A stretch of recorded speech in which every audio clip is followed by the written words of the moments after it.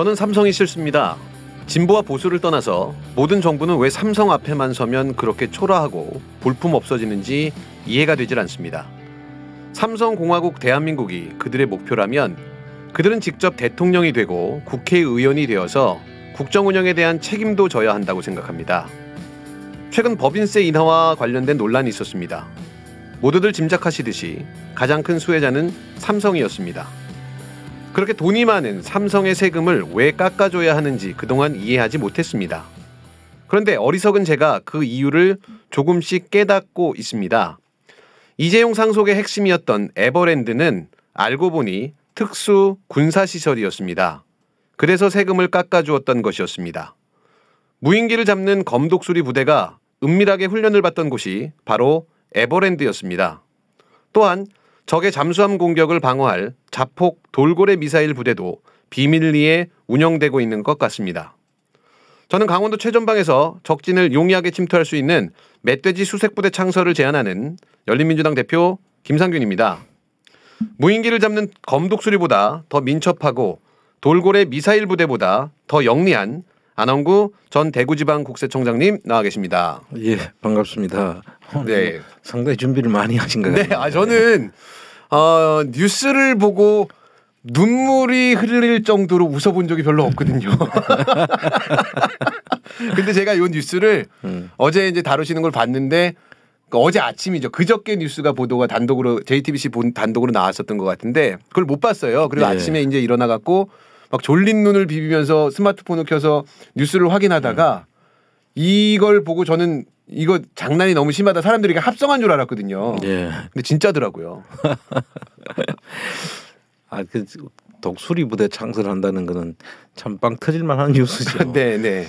근데 이 과거에 이 몽골이나 또는 우리 조선 시대 때 네. 그 송골매인가요? 뭐 매 사냥하는 그런 거는 들어봤어도 네. 드론 잡는데 독수리를 이용하겠다고 지금 그 발상은 정말 너무 신기한 것 같지 않나요? 그렇죠, 그렇죠. 이게 제가 좀 찾아보니까 2017년 중앙일보 기사가 있더라고요.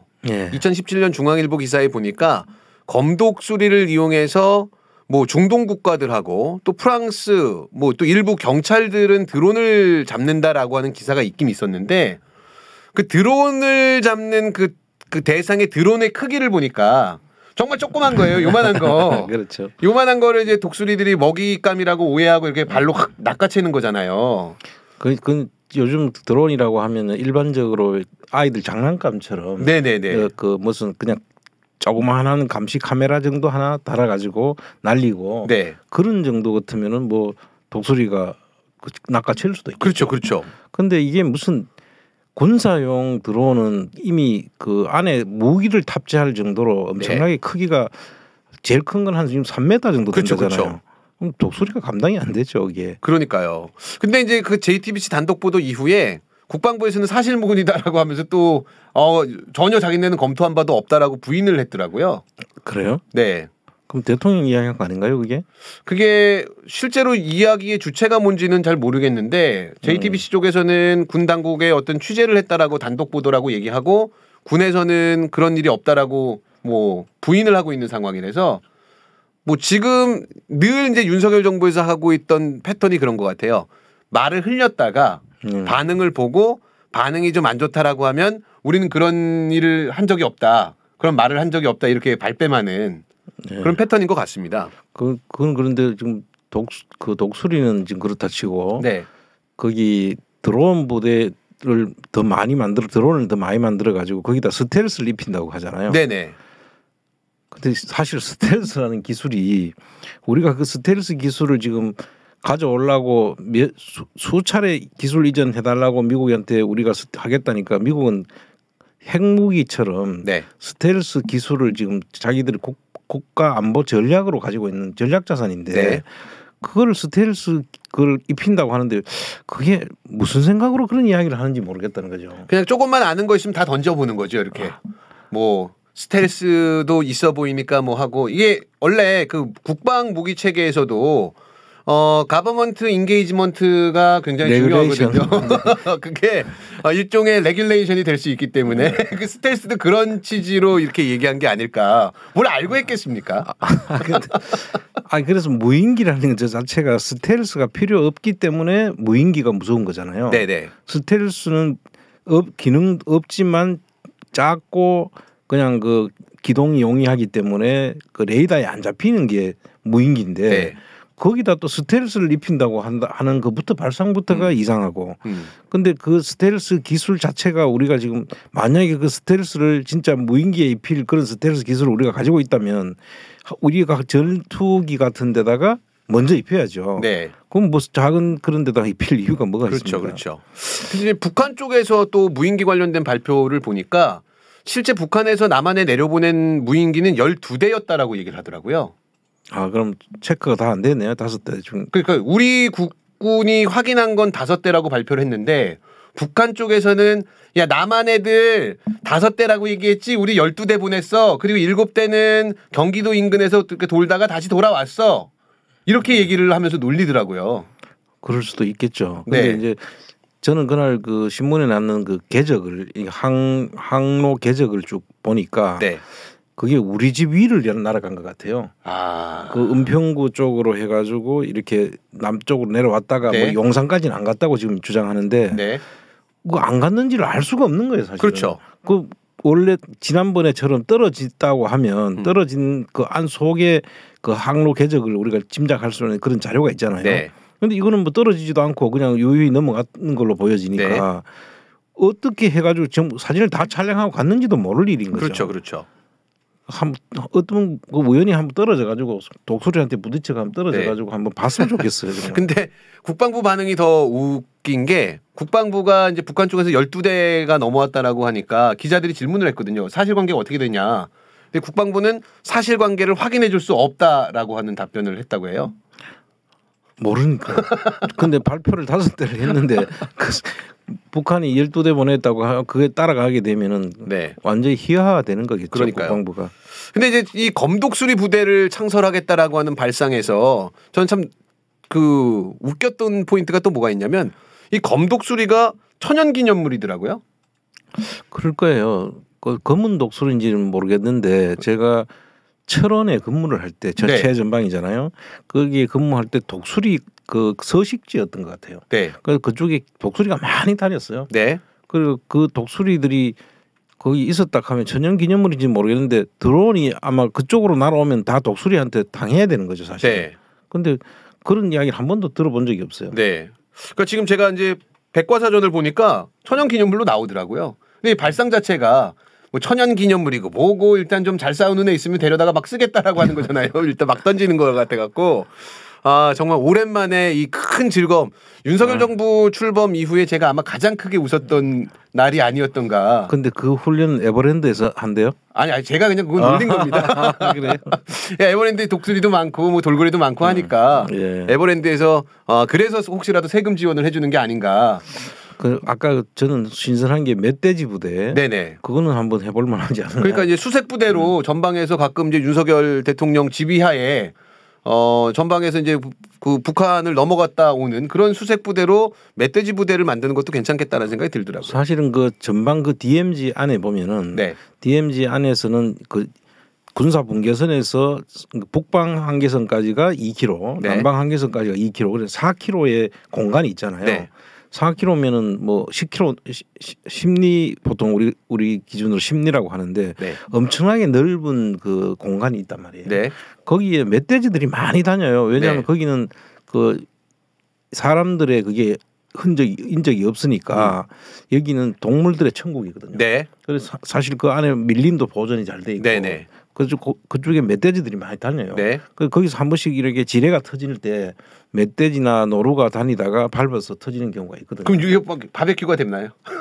근데 뭐 그래 터져가지고 멧돼지가 죽었다는 거는 이제 보지는 못했는데 가끔씩 이 폭발음이 소리가 들리는 수가 있으니까요. 근데 그 안에 저도 그 DMZ 안에서 그 근무를 해봤는데 네. 해보면은 정말 경치는 너무 좋아요. 그럴 것 같아요. 네. 그러니까 예전에 JSA라는 영화 보면 이렇게 되게 세트장이긴 하겠습니다만 이렇게 좀 멋있는 그림들이 많이 나오더라고요. JSA하고는 완전 다르고요. 네. JSA처럼 뭐 우리하고 북한군이 조우하고 이런 일은 없죠. 네네네. 그 무조건 거기서 조우하게 되면 무조건 서로 사살을 해야 되기 때문에 네. 그런 일은 없습니다. 그러니까 우리 청장님은 DMZ 그쪽에 안에서 근무를 하셨잖아요. 예. 그러니까 제 친구 저는 군대를 워낙 그 날라리로 나와갖고 군 사실들 잘 모르는데 그래서 그런지 모르겠는데 이제 제 친구가 저한테 사기를 치는 것 같거든요. 그 본인이 장교로 DMZ에서 근무를 했어요. 청장님처럼. 근데 이 친구는 이제 한약을 전공한 친구라서 그 DMZ에 갔더니 약초 천지더라는 거예요. 네. 그래서 이제 더덕이 있네 해갖고 더덕을 캤더니 이 팔뚝만한 더덕이 나왔다는 거예요. 몇십 년 묵은 것 같은.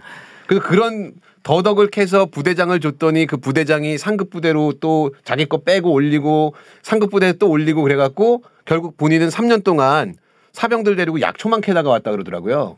그건 좀 가장이 된 것 같고요. 뻥인 것 같죠, 그죠? 네. 거기 가서 이제 작전이 들어가려고 하면 네. 수색 들어가거나 매복 들어가는 경우밖에 없거든요. 네네. 아니면 GP에 근무하는 건데 GP에 근무하는 건 밖에 나갈 수가 없으니까 그 말을 안 맞고. 네. 그다음에 수색 매복하면 다니는데 네.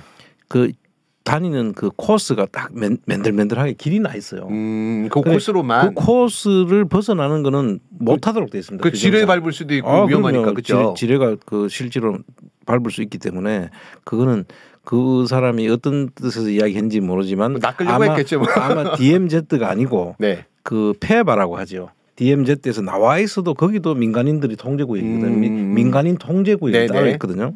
그런 데 가면 산에 더덕도 네. 있고 오랫동안 네. 사람들이 안 가니까 민간인들이 안 들어가니까 거기는 그런 것들이 있을 수 있어요. 네. 그 이야기를 아마 가장해서 DMZ에서 그런 일이 있었다. 그렇죠, 그렇죠. 아니면 제가 뭐 잘못 알아들었든가 뭐 그랬을 텐데 뭐 그런 사례들이 있었다라고 합니다. 그래서 뭐 어쨌든 DMZ가 망가지는 거는 좀 그 아쉽긴 하지만 그래도 빨리 하루 빨리 통일이 돼서.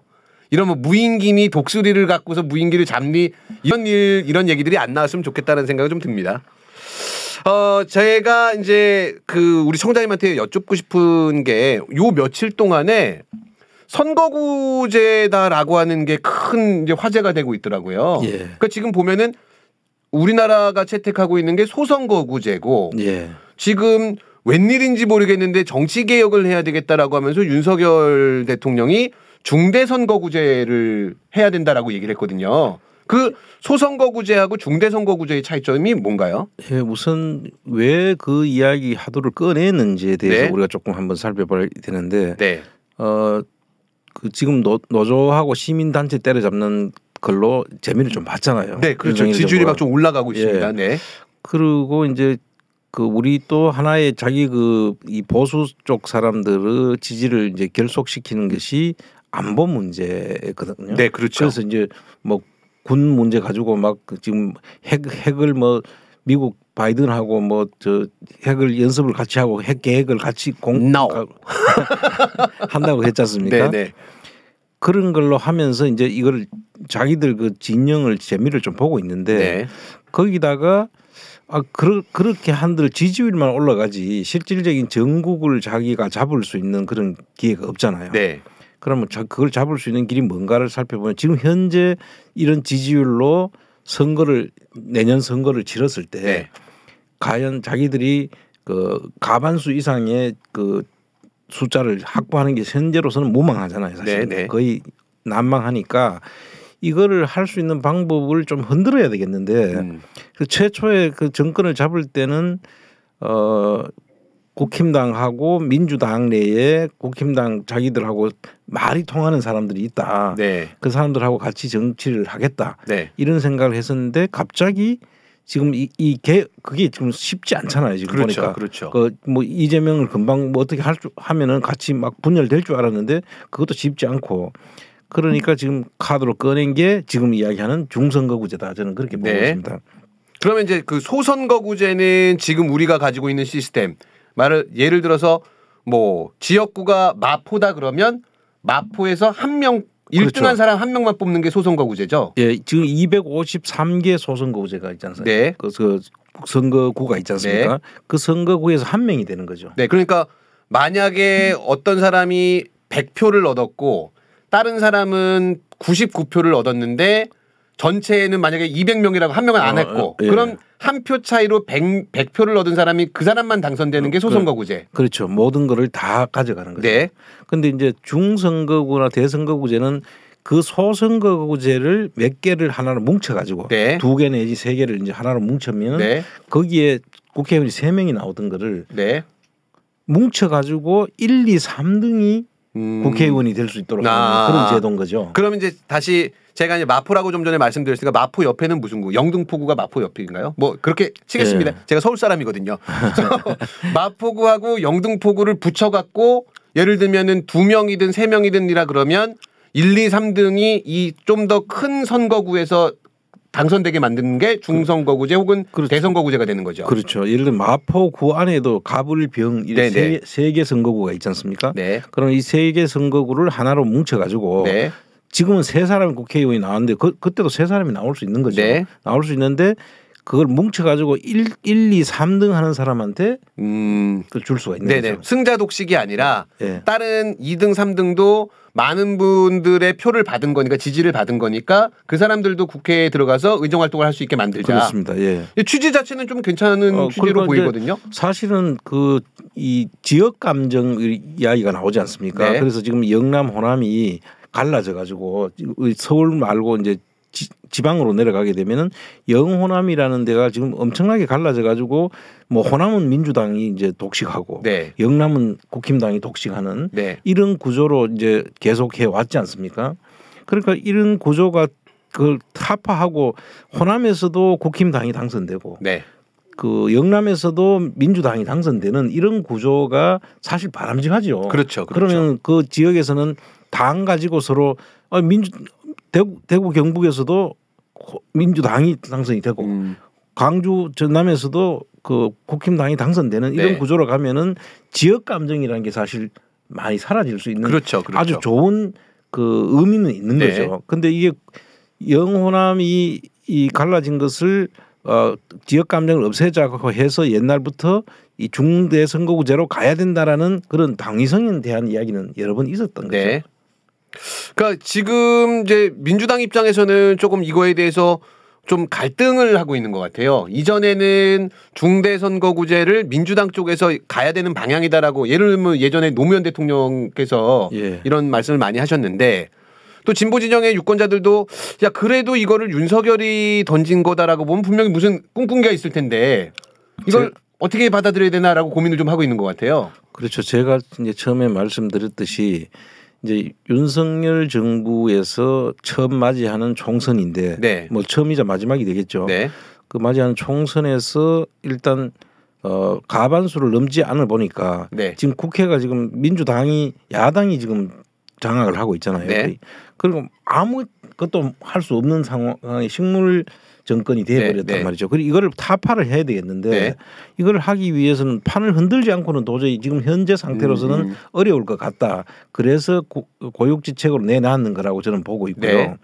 그런데 이제 아까 중선거구에서 이 대선거구제로 이렇게 중대선거구제로 바뀌게 되면 어떤 문제가 있나 하면은 기존에 있던 국회의원들 있지 않습니까? 네. 그 이제 재선을 노리거나 다음 네.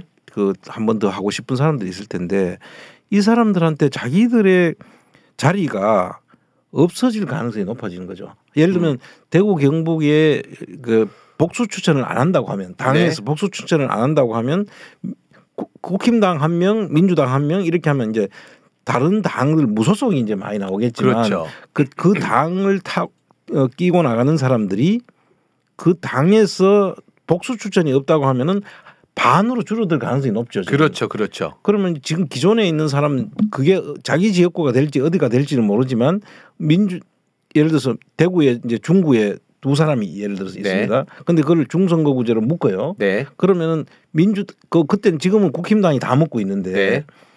거기에다가 1명만 되도록 되면은 네. 한 사람은 민주당으로 줘야 될 가능성이 네. 높아지는 거죠. 네. 복수 추천을 못 한다고 하게 되면. 네.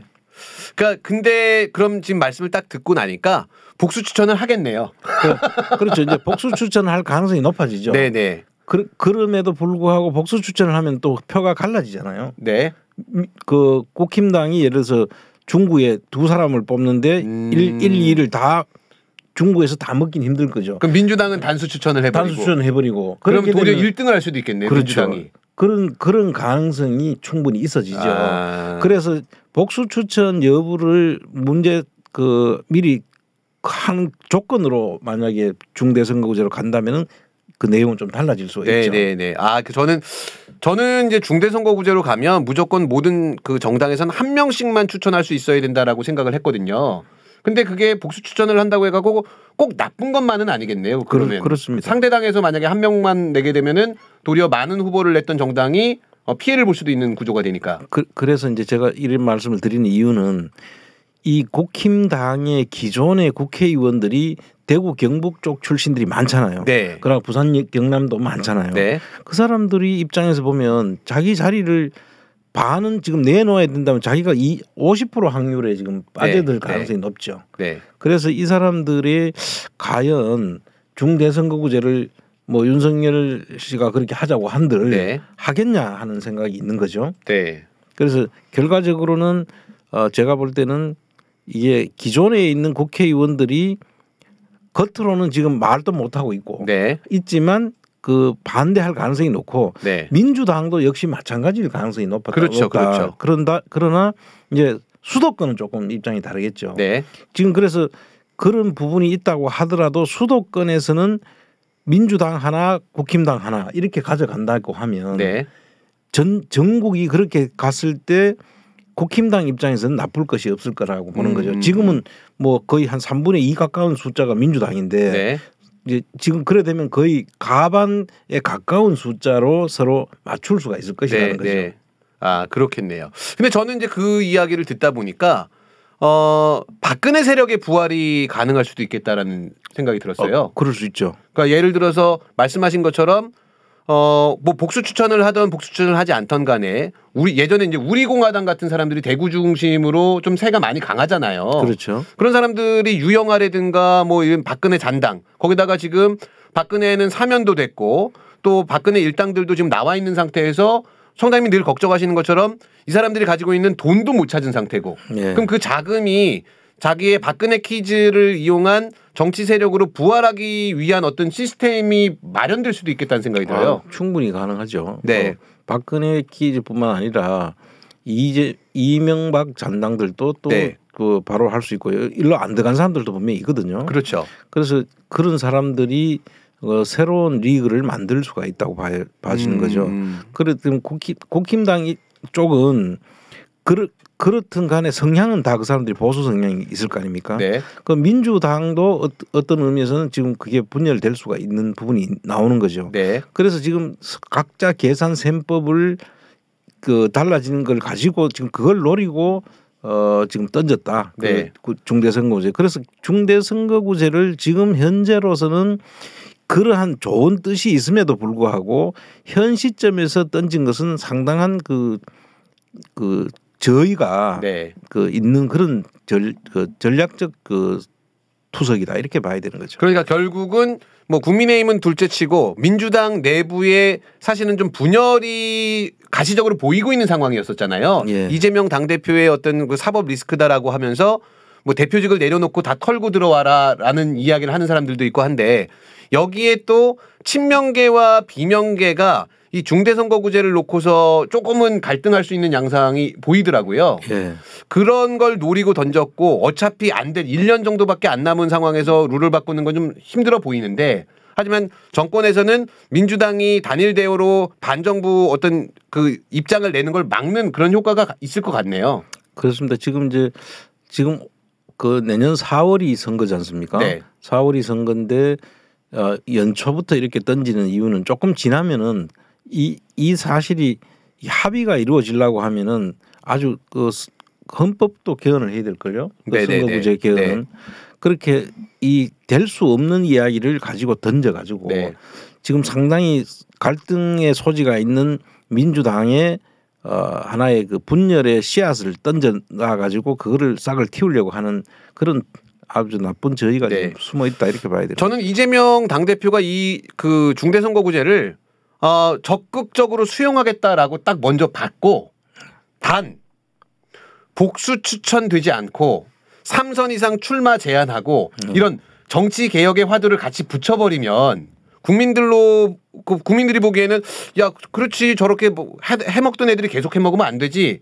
근데 이걸 도리어 제안했던 국민의힘 쪽에서 안 받네라고 하면 이 전국 주도권을 다시 민주당 쪽에서 갖고 갈 수 있지 않을까라는 생각은 좀 들더라고요.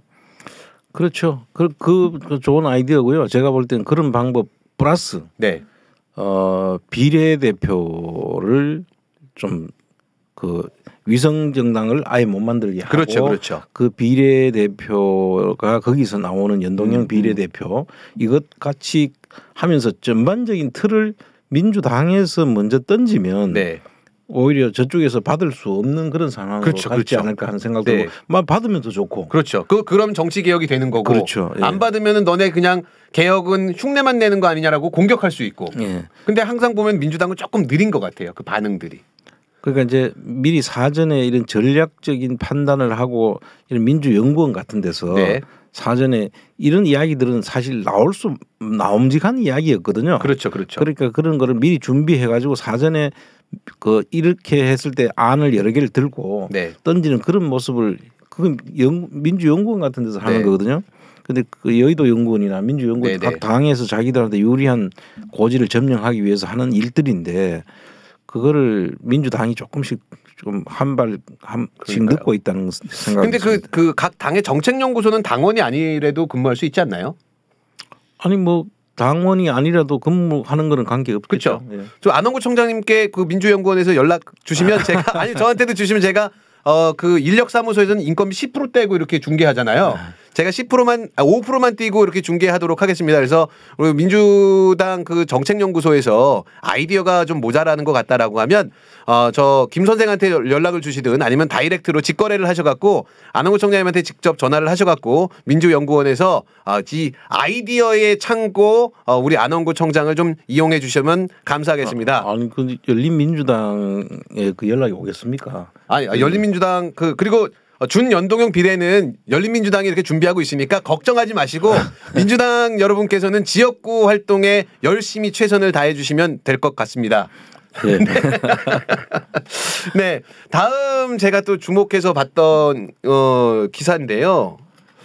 우리 그 국민들이 가장 민감하게 화내는 부분 중에 하나가 교육 분야에 대해서 굉장히 좀 민감하잖아요. 예.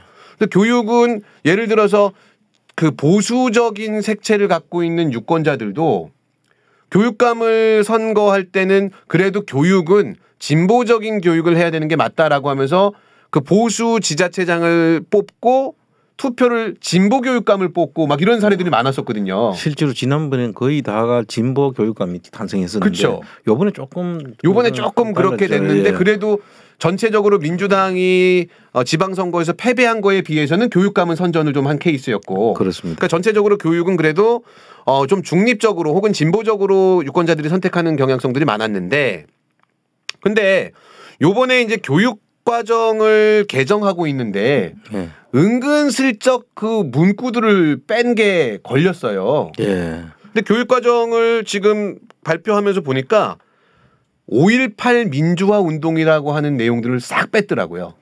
저도 그 내용을 잠깐 봤는데요. 네. 사실 그 윤석열 씨가 후보 시절에 네. 광주를 여러 번 가서 뭐 망월동 묘역도 참배를 하고 그 뭐 한 번 또 더 갈락하다 못 들어가기도 하고 했지만은 광주에 가서 5.18이라는 것을 그 자기들 그거로 썼어요. 그 이 정치적 하나의 그 재료로 썼다는 그렇죠, 거죠. 그렇죠. 근데 진정성이 그때 없었다라고 이제 다들 봤지만 네. 그래도 5.18이라는 그 시대적 그 참 역사적 그런 사건을 보는 시각에 정말 그렇게까지 정치적으로 이용하겠나 네. 하는 걸로 해서 믿어주고 그렇게 했는 거. 그래서 광주에서 윤석열 씨가 아마 호남에서 지금 역대 어떤 제일 상황보다 높게 높게 나왔을 네. 겁니다. 나왔는데 그게 그 작전이 좀 먹혔다고 봐야 되잖아요. 그런데 그거를 그러고 뭐라고 이야기했냐면 전두환 정권에 대해 가지고 다 그 5.18 빼고는 다 뭐 5.18 문제만 잘못했고 다른 건 다 뭐 다 잘했다는 식으로 평가를 했는데 그 5.18은 그만큼 잘못했다는 이야기를 했단 그렇죠. 말이에요. 그런데도 불구하고 지금 전두환 5.18 자체를 지금 희석시키려고 하고 아예 덮어버리려고 하는 교육 과정에서 뺀다는 이야기는 후세들한테 이 이야기를 전달 안 하고 싶다는 이야기잖아요. 그렇죠. 결국은 모든 것을 전두환 때 다 잘했다, 모든 것이 다 잘했다는 이야기로 지금 돌리려고 하는 그런 의사가 있는 것 같아요. 네. 그런데 이게 교육에 이 문제를 하는 것을 과연 우리 국민들이 어떻게 바라볼까? 정말 저는 그 부분에 대해서는 전번에 뭐 5세 한테 교육 5세 교육 취약을 빨리 해서 취약아동을 한다고 하던 이야기부터 시작해서 아마 이 호남뿐만 아니라 이 5.18에 대한 트라우마는 우리 전 국민이 다 가지고 있는 거 아닙니까? 맞죠. 네. 정말 있을 수 없는 일을 해놓고 뭐 마치 북한군 소행인 것처럼 이렇게 한 그런 그 헬리 기총사까지 썼던 그 내용을 저런 식으로 덮으려고 하는 시도는 아마 엄청난 그 후폭풍을 저는 맞이할 수밖에 없을 거라고 봅니다. 근데 이게 5.18을 특히 딱 지목해서 뺀 이유가 있을까요? 예를 들면 지금 이제 그 교과과정 그 개정된 걸 보니까 4.19에서 6월 항쟁에 이르기까지의 민주화 과정을 학습한다 이렇게 돼 있는 거예요. 근데 이전에는 그러니까 4.19, 5.18, 6월 항쟁에 대해서 뭐 민주화 과정을 알아본다 했는데 그냥 딱 5.18만 거기서 빼버린 거거든요. 그럼 이게 뭐 특정 정치 세력을 의도가 뭐 신경을 썼거나 뭐 그런 의도가 있었던 걸까요? 아니면 왜 하필이면 딱 5.18만 뺐을까요? 글쎄요, 저는 그 뭐 내용까지는 제가 깊이 생각은 안 해봤는데 하여튼 그 지금 윤석열 정부가 하는 거 보면 기본적으로는 박정희, 전두환 그다음에 이런 세력들의 그다음에 이명박, 박근혜 세력을 잇는 거잖아요. 네네.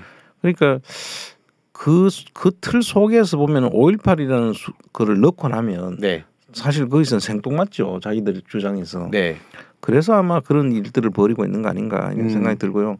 지금 이명박 정부에서도 교과서 문제를 여러 번 됐고 특히 박근혜 때는 그 교과서를 아예 그 국정 교과서 자체를 바꾸려고 시도를 여러 번 했지 않습니까?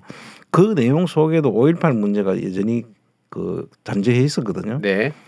그런 측면의 연장선상에서 지금 그런 그 세력들이 윤석열 씨는 검사였지 그 정치권에서 이런 생각을 안 했을 거고 아마 본인보다는 그 밑에서 이렇게 움직이는 게 아닐까 하는 그런 의심을 해봅니다.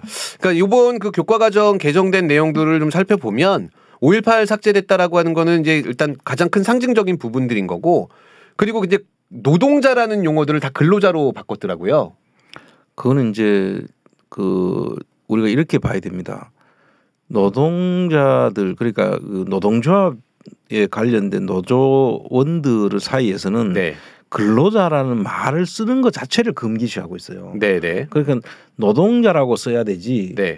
왜 우리가 근로자냐? 그래 사실은 뭐 용어의 차이일 뿐이고 같다고 하는데 노동조합 노조 입장에서는 그거는 아주 써서 안 되는 금기어로 돼 있습니다. 근로자라는 말을.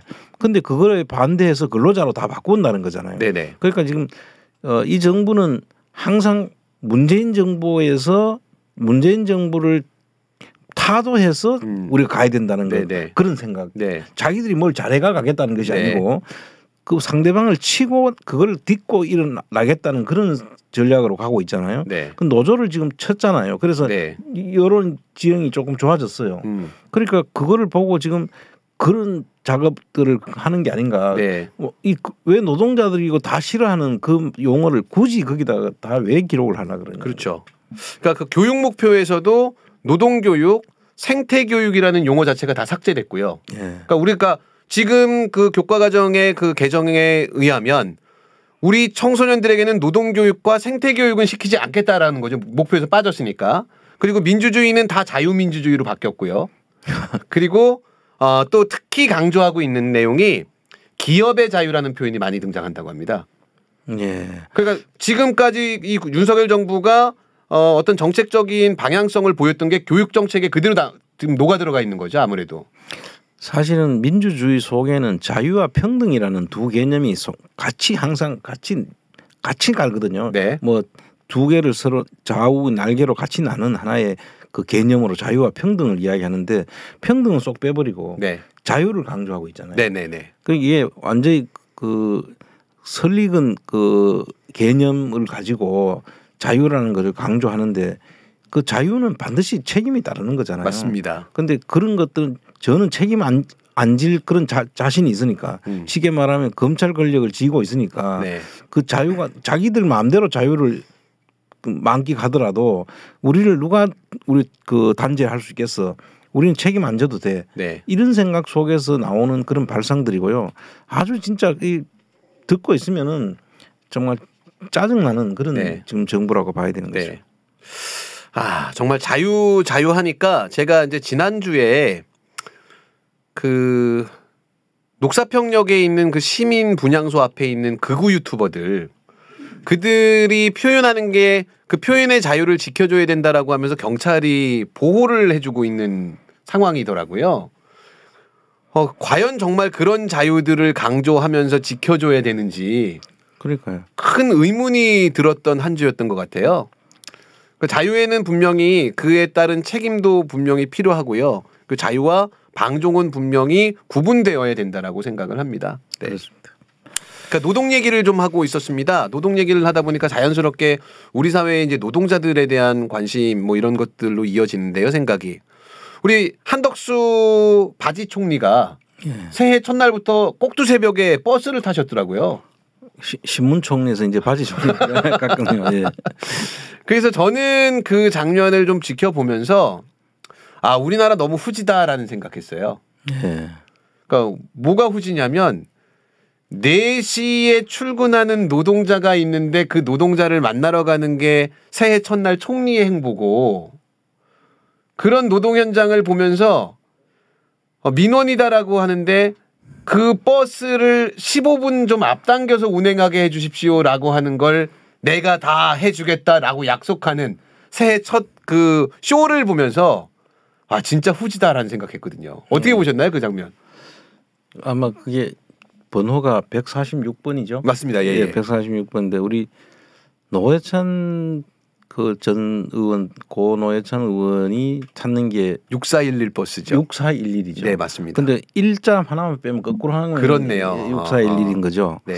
근데 아마 그런 거를 노리고 간 거 아닌가 하는 생각이 드는데 그 한덕수 씨는 원래 캐릭터가 그 노동자들 아침 일찍 출근하는 노동자들을 만나러 가는 그런 캐릭터가 아니에요. 네.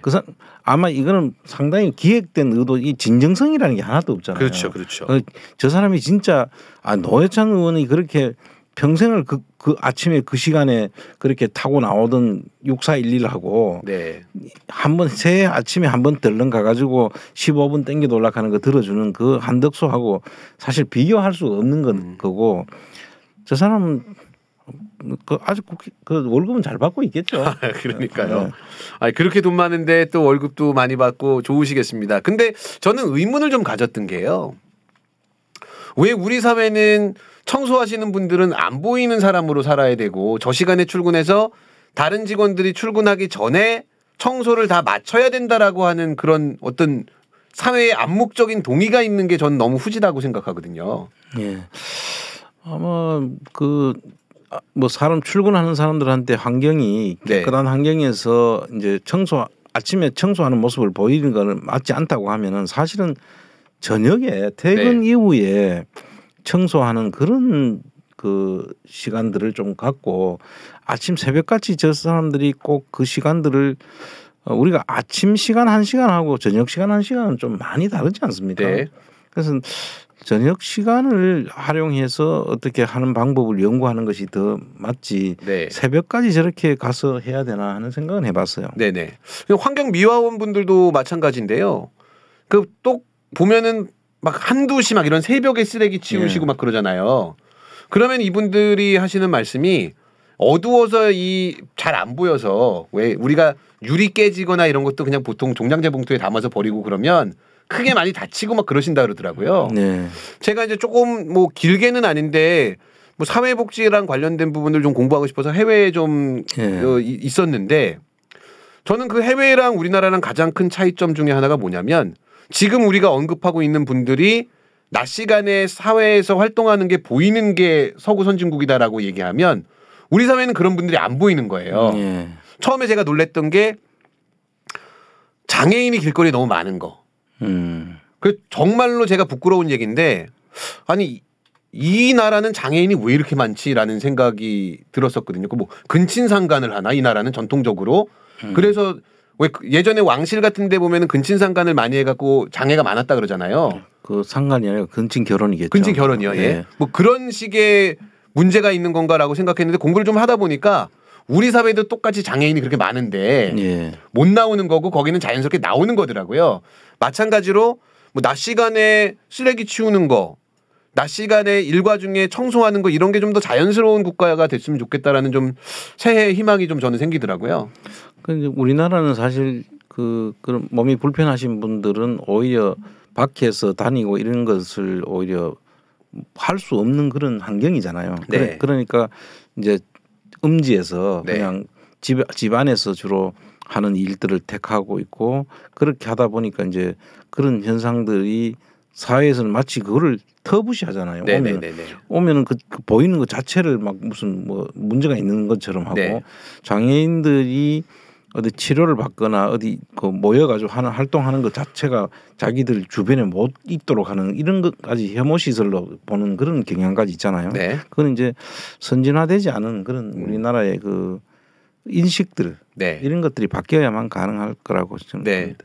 그러니까 지금 이제 우리 사회 같은 경우에는 왕이 한 명 있고 그 왕 밑에 이제 그 간신들과 우리 백성이 있는 그 왕조 국가를 살아가는 것 같은데 만약에 우리 윤석열 왕께서 그 토론회 때 그 왕자 썼던 게 진짜 그렇게 실현이 됐나 봐요. 이 왕자 쓰고 다니더니 왕조 국가 같은데 말 한마디 하면은 모든 게 다 바뀔 수도 있잖아요. 예를 들면 요번에 그 반도체 업체들한테 세금 세액 공제를 해줘야 된다라고 기재부에서도 뭐 8%인가가 적정하다라고 얘기했다가 대통령 왕께서 야, 그 한 15%는 시원하게 해줘야지 이렇게 얘기했더니 휘리릭 바뀌어버리더라고요. 아마 이렇게 된 것 같아요. 처음에 그 상위 그 거의 그 3천억 이상 네. 이익을 남는 사람들에 네네. 대해 가지고는 25% 그 법인세에서 22%로 세율을 낮춰주기로 했잖아요. 법인세 3%를 깎아주기로 했었죠. 네. 근데 그게 그 이재명 민주당 대표의 그 지휘하에 네네. 그거를 지금 1%로 하고 중소기업들까지도 다 1%로 같이 그 구간대별로 다 1%로 낮춰버렸죠. 네.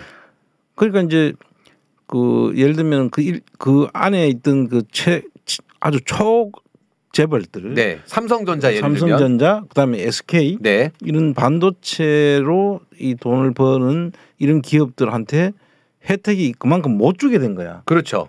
그래서 이제 그거를 갖다가 투자세 공개라는 이름으로 네. 반도체, 뭐 원전, 네. 이건 전부 다 아주 대기업, 재벌 대기업이 아니면 할 수 없는 없죠. 그렇죠. 그런 그렇죠. 그 장치 산업이잖아요. 네. 그런 기업들한테 투자세 공제를 네. 이제 거의 배를 늘려버리는 거죠. 8%에서 지금 15%인가요? 9%에서 15%인가? 8%에서 15%. 네. 두 배네, 두 배 거의. 거의 두 배로 올려버리잖아요. 네. 그럼 결과적으로 3%를 세금 절세 효과를 주려고 했던 세율을 낮춰주려고 했던 것을 그걸로 이제 메꿔주는 걸로. 그렇죠. 메꿔주는 작업을 하는 거죠 지금. 아 이거 수치 밝으신 분들 전문가들 있으시면 그 전체 금액이 그 또이또이가 되는지 계산해 보면 되게 재밌겠네요. 그래서 이게 지금 삼성이 그렇게 얻어지는 세금이 한 5년 동안 이게 가면은 4조 몇천억, 4조 7천억 정도 된다는 것 같아요. 네, 네. 그 엄청난 거죠. 그러니까요. 그리고 뭐 SK가 뭐 1조 얼마인가 1조 5천억 네. 뭐 그렇게 된다고 하는데 이런 정도의 그 결국은 세율을 낮춰주는 효과를 이쪽에서 노리겠다는 것이 저기 숨어 있는 거죠. 네. 그럼 이거는 기재부에서 이거를 해줘야 되거든요. 네. 세제 개편을 하고 법을 바꿔야 돼요. 네. 그럼 이것도 국회의 동의가 필요하게 국회에서 그렇죠. 법안을 통과시켜야 되는 거죠. 그래 이건 근데 왜 하필이면 그렇게까지 삼성이나 SK처럼 저렇게 재벌 초재벌이잖아요. 재벌 네. 중에서도 지금 1, 2위 되잖아요. 그런 사람들한테만 저런 기회를 왜 주려고 할까? 저는 독수리 부대 때문에 제가 아까 인트로에서 말씀드렸지만 그 독수리 부대와 이 돌고래 부대를 그 훈련시키는 에버랜드 때문이 아니겠느냐. 아 정말 이해할 수가 없습니다. 그 삼성전자가 이거 2위인 SK하고도 비교를 해봤을 때 금액 차이가 어마어마하게 나는 것 같아요. 아까 말씀드린 것처럼 4.7조하고 1.1조니까 한 4배 이상 차이가 나는데 이건 삼성전자를 제대로 도와주겠다라고 하는 의도밖에 없는 것 같거든요. 그러니까 이게 특히 딱 반도체, 원전 뭐 이거 딱 집었잖아요. 네. 원전은 이제 두산이나 그 현대 그 엔지니어링 이런 데거든요. 그러니까 이 원전이나 이 그 반도체는 뭐 삼성하고 그 SK밖에 없잖아요. 그렇죠. 이런 걸 딱 집어 가지고 이제 도와줘야 되는 무슨 이유가 있지 않겠나 하는 네. 생각도 생각도 있고 이게 근데 이건 뭐 지금 근거가 없는 이야기를 추론을 우리가 이제 해봐야 된다면은 왜 저렇게까지 해줘야 될까? 뭐 무슨 뭔가 빚이 있나? 그러니까요. 아니면 받을 빚을 만드는 건가? 뭐 이런 생각까지 할 수 있는 거잖아요. 네네. 이 정부가 나서 가지고 이 중소기업들을 도와준다고 하면은 이유가 되는데 네. 우리는 지금 삼성이나 그 SK 정도는 유보금도 엄청나게 쌓여 있고 그렇죠. 돈도 반도체로 돈도 엄청 많이 벌었고 네. 거기에 투자하는데 자기들이 돈 되면은 투자세 공제 안 해줘도 투자할 사람들이거든요. 네. 아이 지금 삼성이 그 지금 세계적으로 미국도 미국하고 중국도 그 함부로 볼 수 없는 그런 기업이고 네. 지금은 반도체가 잠깐 지금 그 소강 상태에 있지만 앞으로 한 2, 3년 뒤에는 반도체 경기가 또 다시 살아날 수밖에 없는 그런 그렇죠, 상태고 그렇죠. 그런데 지금 굳이 그걸 갖다가 저런 이익을 쪼가면서까지 저렇게 법을 고쳐야 될 이유가 저는 없다고 보거든요. 네. 그럼 그런 이유가 없는 상태에서 왜 저렇게까지 뭐 4조 7천억이 그게 그냥 주는 거잖아요. 그렇죠. 그 회사를 도와주는 건데 그게 과연 무슨 이유일까? 그걸 우리가 이제 계속 좀 이 정부가 지나가면서 우리가 좀 지켜봐야 될 네. 부분이다 하는 생각이 드는 겁니다. 예, 제가 이제 기사를 보다가 좀 이건 정말 총장한테 여쭤봐야 되겠다라고 했던 부분이요. 요번에 이제 그 공제세액을 늘려주는 그 근거 중에 하나가 반도체 업계들이 굉장히 좀 어렵다라고 하면서 재작년 같은 경우에는 29%의 성장을 했다고 얘기를 해요.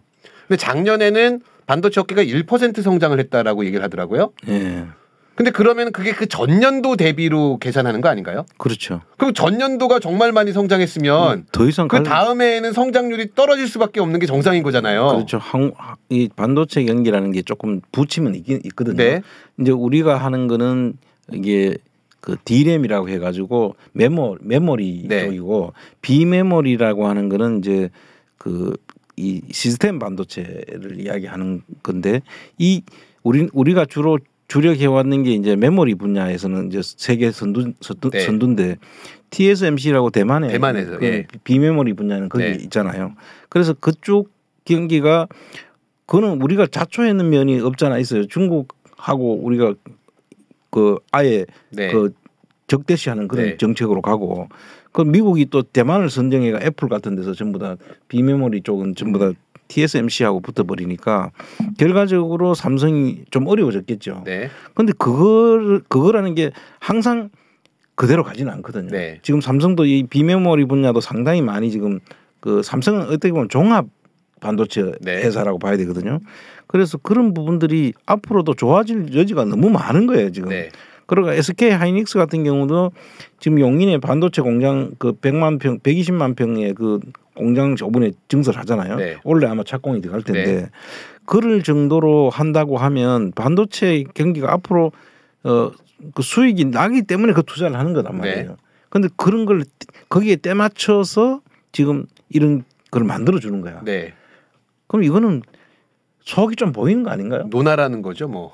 너네 노나라. 그리고 반도체나 그 원전 관련된 데서 중소기업이라고 하는 회사들은 뭐 25% 혜택을 준다라고 하는데 실제적으로 보면 이 중소기업이 별로 없을 거고 많지도 않을 거고 대체로 이제 그 삼성 협력업체 또는 계열사 네. 이런 데가 많죠. 아, 또 계열사들도 혜택을 그러니까 받을 수 있겠네요. 예.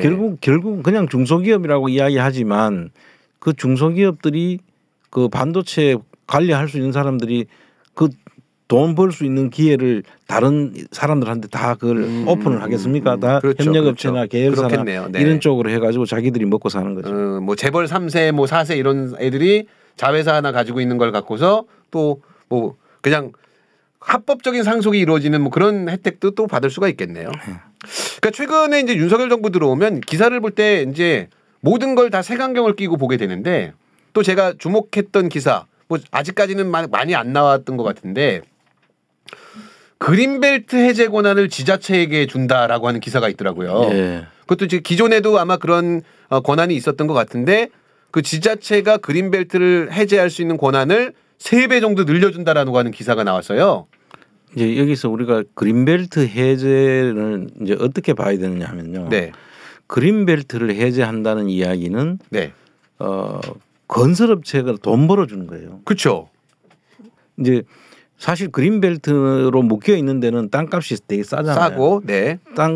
땅값이 싸니까 건설업체가 사기가 쉽죠. 그렇죠. 그런데 그게 해제하는 권한을 지자체가 가지고 있으면 지자체에서 해제를 해줘버리면 네. 그게 이제 금사라기 땅으로 바뀌는 거죠. 뭐 예를 들면은 뭐 내곡동이 있는데 예. 내곡동의 그린벨트를 해제할 수 있는 권한이 서울시에 있고 예. 당시 그 권한을 갖고 있는 서울시장이 오땡땡 씨였으니까 뭐 이런 게 전국 지자체로 많이 확대될 수 있다는 거잖아요. 그렇죠. 지금 그 부분들이 이제 그린벨트가 있어서 집을 못 짓는데 그거를 이제 30% 범위 내에서 지자체장이 너 이걸 했는데 그걸 3배를 해줘요. 네네. 그럼 어떻게 됩니까?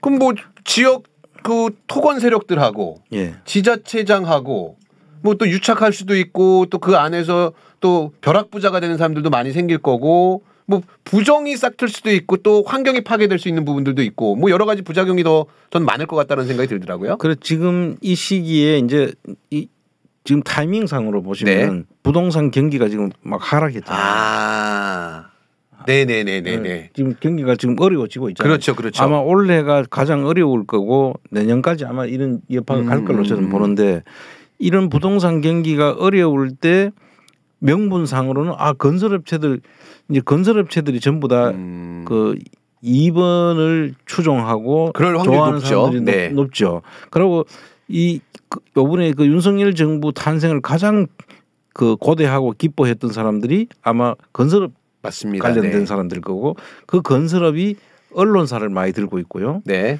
지금 여러 가지 그 지금 여론 형성이나 이런 걸 하는 언론사들 입장에서 보면은 그 사람들을 지금 데리고 가야 되는데 네. 그 사람들한테 이 그린벨트 해제라는 어떤 하나의 그 그렇네요. 먹잇감 이것도 결국은 모든 것을 정치적으로 해석할 수밖에 없는 상태가 지금 돼 있다. 네네. 예를 들면 뭐 SBS 같은 경우에 모기업이 큰 건설 회사이고 태형건설이죠. 뭐 서울신문도 호반건설에서 인수해갖고 또 운영을 하고 있고 대부분이 그렇죠. 언론사들이 건설업체가 가지고 있는 언론사가 한 10개 가까이 돼요. 네네. 거기까지 생각해 보니까 당연하게 이 사람들은 본인들이 부동산 경기도 띄우고 건설업체들한테 도움 받았다라고 하면은 떡밥도 던져주고 앞으로도 우리한테 잘하면 너네를 이렇게 계속 도와주겠다라고 하면서 언론이 좀 더 호의적으로 쓰게 되고 그렇죠. 그럼 여론은 그 언론에 의해서 좌지우지 될 수밖에 없으니까. 근데 이게 이 그린벨트 해제를 통해서 가장 누가 이익을 볼 것이냐. 네. 이게 뭐 그 지자체가 이익을 보는 건 아닐 거죠. 물론 네. 지자체장들도 그걸 해제하면은 거기에 건설이 이루어지고 거기에 뭐 주민세도 더 들어올 거고 네. 각종 그 개발이 되면서 뭐 업적으로 또 할 수도 있겠죠. 돈은 네. 들어오겠지만 네. 그러나 가장 큰 이익을 보는 사람들은 바로 건설업자들이다. 그 기존에 가만히 있는 그 농민들이나 네. 이 산을 임야를 가지고 있는 사람들한테 그린벨트 해제해 주겠냐는 거예요. 그렇죠. 그 이제 뭐 개발을 하겠다는 회사에다가 그거를 해제를 해줄 거니까 이런 부분들이 이제 우리가 뉴스를 볼 때 네. 그 뒤에 정말 이걸로 인해 가지고 누가 실질적인 이익을 볼 것이냐를 우리가 살펴보는 것이 이웃을 보는 하나의 방법일 수도 있습니다. 네. 그럼 이제 그 만약에 그린벨트를 내가 소유하고 있다. 그럼 나는 그냥 이걸 팔지 않고 버티고 있어요. 근데 우리가 예전에 뭐 대장동이나 이런 거에서 봤지만 많은 그 비율을 구매를 해버리면 특정 세력이 그럼 내가 아무리 버틴다라고 해도 강제 수용될 수밖에 없으니까 지금 현재는 한 70%를 이제 확보를 해버리면 네. 30%는 그냥 강제 수용을 할 수 있도록 돼 있죠. 네. 지금 현재는 뭐 그 30%에 대해서도 협상을 통해 가지고 수용할 수 있도록 하는 그런 제도는 있습니다만 네. 그럼에도 불구하고 실질적으로 그린벨트가 해제가 돼 가지고 그거를 할 수 있는 거는 개발이 되는 단계에서 해제가 되는 거기 때문에 네. 원래 가지고 있던 사람들은 뭐 주변 시세가 조금 올라가서 조금은 더 받을 수 있는지 몰라도 그 한계가 있는 거죠. 네. 결국은 이제 건설업체나 이 개발 정보를 미리 갖고 있는 사람들 특정 세력들만 이익을 볼 수 있고 그렇습니다. 그리고 지금 어떤 면에서는 부동산이 침체가 돼 갖고 좀 안정적으로 갈 수도 있는 상황에서 다시 부동산 거품을 띄울 수 있는 어떤 기폭제가 될 수도 있겠네요. 예. 역시 그 사실 이면의 그 해석에 있어서는 정말 탁월하신 우리 안원구 청장님이셨습니다. 뭐 시간 관계상 뭐 잠깐만 언급해야 될 것 같은데요. 제가 또 이해 못하는 거 중에 하나가 대장동 얘기가 좀 방금 전에 나왔는데 대장동과 관련돼 갖고 돈을 받았다 50억 클럽이다라고 굉장히 많이 떠들었었거든요. 예. 근데 그 거론되던 인물들 중에서 수사를 받고 제대로 처벌을 받았다라고 하는 내용은 곽상도 이외에는 한 번도 못 들어본 것 같은데. 곽상도도 아직 처벌은 처벌은 아닌데 이제 뭐 어쨌든 의원직은 던지고 했으니까 좀 피해는 있었잖아요. 예, 그렇죠. 근데 이 박영수 특검 쪽으로 돈이 들어간 정황이 있다라는 기사가 있더라고요. 예, 지금 뉴스타파가 지금 그 JTBC에 있던 네. 탐사보도 팀장을 하던 그 봉지욱 기자라고 있습니다. 네네. 그 봉지욱 기자가 얼마 전에 이제 저하고 통화를 하면서 네. 이 보는 관점에 대한 이야기를 좀 나눴는데 네. 그 결실이 지금 오늘 보도가 나왔다. 제가 네. 그래서 이 부분을 좀 소개해드리고 싶은데요. 네. 뉴스타파의 그 봉지욱 기자가 지금 보는 그 관점이 뭐냐면은 일단 이런 그 대형 사건에 있어 가지고는 네. 돈의 흐름을 쫓아가야 되잖아요. 네네. 근데 지금까지는 전부 다 어떤 흐름을 쫓아갔습니까? 전부 다 말의 흐름을 쫓아갔어요. 그렇죠. 사람의 하는 이야기. 네. 그 사람 입은 뭐 터져 있기 때문에 네. 이렇게 할 수도 있고 저렇게 할 수도 있는 거예요. 근데 돈의 흐름은 간 것을 다시 되돌리거나 흔적을 지우거나 할 수 없잖아요. 네. 그래서 그거를 따라가는 것이 가장 확실하고 정확한 방법인 네. 거죠. 그래서 이제 봉지욱 기자가 이거를 저는 아주 그 제대로 된 그 추적을 했고 네. 그 내용을 가지고 이런 기사를 쓴다는 게 상당히 저는 칭찬해주고 싶어서 네. 지금 말씀드리는 건데 네. 이 돈의 흐름을 그 봉지욱 기자가 잘 짚었는 게 천화동인 1호와 하천대유가 지금 이 돈의 흐름을 그 부정한 돈의 흐름을 좌지우지하는 하나의 그 그릇이었거든요. 네. 거기서 돈을 빼내 가지고 그 돈을 이제 주변에 뿌리는 그런 흔적이 있는데 그걸 지금 따라간 거죠. 네. 따라갔는데 여기 지금 그 내용을 쭉 보시면은 네. 그 어떤 내용이 나오냐면은 천화동인 1호에서 420억인가요? 20억을 빌렸다가 네. 개인이 빌렸다가 그거를 그 50억 클럽이라고 하는 쪽에 줬다 네. 하는 게 나오는 거죠. 네. 그 50억 클럽에 줬는데 그 중에 320억이 약속 그룹에다 이제 갔다는 거예요. 총 관계. 네. 그리고 뭐 그 중에서 일부는 나머지는 유동규한테 주려고 했다라는 건데 그 내용들을 가보면 실제로 유동규한테 갖는 돈은 지금 현재는 돈이 없어요. 네. 그리고 약속이라고만 이야기를 하고 있고 그런 거는 사실 그 입증하기가 상당히 어려운 거죠. 네. 주려고 했는 건 근데 실제로 돈이 나가는 거는 따라갈 수 있잖아요. 네. 그럼 돈을 김만배가 480억인가를 빌려가지고 천화동 1억에서 네. 빌려가지고 240억을 쓰고 네. 나중에 그 그게 19년도에서 2020년도에 보면 돈이 일부가 들어와요. 168억만 놔두고 다 돈이 들어온단 말이죠. 그러면 그 속에서 나갔던 돈이 있을 거 아닙니까? 네. 빌려가 가지고 갔던 돈을 찾아가 보면 거기에서 돈이 얼마가 누구한테 갔고 누구한테 들어왔는지 이거는 돈 50억을 누구한테 주기는 그냥 이걸 들고 그 보자기에 싸가지고나 네. 뭐 그 박스에 넣어 주기는 참 어려운 없죠. 거예요. 네. 그리고 그걸 가지고 어디 갖다 놓기도 그렇죠, 쉽지 그렇죠. 않고요. 그래서 그렇다면은 이거는 전부 다 어떤 형태로든지 금융 거래가 이루어졌을 가능성이 높다고 봐야 네. 되는 거죠. 그럼 그거 따라가면 되는 거고. 네. 그리고 돈이 일부가 다시 빌려갔다가 갚았다고 하면은 누구한테 그게 갔다가 왔는지를 보면은 갔다가 다시 들어왔다 하더라도 그것도 범죄가 되거든요. 네. 그런 부분을 따라가는데 그 중에서 지금 240억을 따라가다 보니까 지금 박영수한테 약속을 했다. 그 이기성이라고 하는 박영수 외사촌을 통해 가지고 네. 그 돈을 뭐 100억을 주려고 했고 그 중에 박영수 딸로 주려고 처음에 이야기했던 딸한테 50억을 줘가지고 각상도 아들처럼 네네. 이렇게 주려고 했던 것이 아니고 그거는 그렇게 하지 않고 이기성이 내가 그런 100억을 대신 받겠다. 대신 내가 전달하겠다라는 네네. 이야기 하는 그런 녹취록과 그런 기록들이 다 나오잖아요. 네. 그럼 그 돈이 100억이 따로 갔다면은 그 따라간 돈만 따라가 보면 되는 거죠. 그래서 이 뉴스타파의 그 뉴스를 꼭 한번 여러분들이 조금 씹어보고 그 내용을 한번 정리를 해볼 필요가 있다고 네. 제가 말씀을 드리는 겁니다. 그러니까 요 이야기는 뭐 차차 더 자세히 좀 설명을 해야 될 부분인 것 같고 제가 처음에 이 기사를 봤을 때 240억이면 딱 그 재벌집 막내 아들이 20살이 됐을 때 할아버지한테 받았던 돈이 240억 정도 되거든요. 아 그래요? 그 드라마에서 그것 때문에 결국은 이 사람이 어마어마하게 부자가 돼가는 과정이 나오는데 공교롭게 딱 240억 있더라고요. 그거는 아마 그 삼성 이재용 씨가 네. 그 최초의 증여를 받은 금액이 60억이었어요. 아 처음에 이제 증여를 받을 때 이제 맞아요. 그래갖고 그거 반띵 내고 이제 세금 내고 에버랜드 실권주 사고 뭐 하는 그런 제일모직이랑 다 내고 했던 게 그러니까 일단 아무 학생이고 무슨 뭐 아버지한테서 안 받으면 그 자기가 벌어가지고 돈이 있을 수 없는 입장에서니까 처음에 시드머니 형식으로 돈을 네. 주는 거죠. 네. 그때 줄 때 그 당시에 60억을 이제 준 걸로 돼 있고 거기에 대한 증여세를 내겠죠. 네.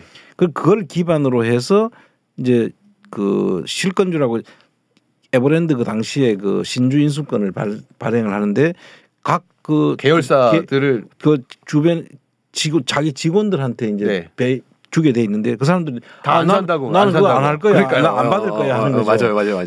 그럼 실권이 되거든요. 네네. 실권이 되면 그거를 내가 살게 하고 줍줍 해서 쭉 모은 게 지금 오늘날의 이정희 삼성 회장이 될 수 있도록 한 그런 과정이죠. 그런데 이건 이제 그거하고는 조금 금액이 그 차이가 있지만 그런 방식으로 이제 돈을 이렇게 불려나가는 하나의 그 경영권 승계의 수법들이 이제 그 나오는 거고 이거는 지금 돈을 240억을 가져가 가지고 그 자기들이 약속했던 돈을 줘야 될 돈이 있는 거예요. 네.